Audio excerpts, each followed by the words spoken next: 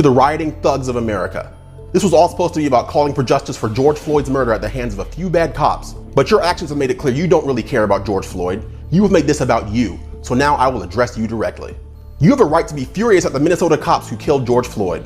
You have a right to demand severe punishment for all 4 officers on the scene. And you have a right to peacefully protest injustice wherever it may be. But you do not have a right to ravage the cities we all live in without consequence. You do not have a right to put your own fellow citizens of all colors out of work as you raze their places of employment to the ground. You do not have a right to assault the police officers trying to keep you safe as you protest them. You do not have a right to beat small business owners to the brink of death for nothing more than trying to protect their own establishments. You do not have a right to say your skin color makes you a target for police violence, break other laws as a response, and expect your own skin color to absolve you of any accountability. You do not have the right to say Black Lives Matter, but only be outraged when a black life is taken by a white person. You do not have the right to travel in from out of town to be a part of a violent throng, destroy everything in your path, and leave thinking you did something productive. You do not have a right to be offended by stereotypes that say black people are inherently violent when that is exactly the way you act when given the first opportunity.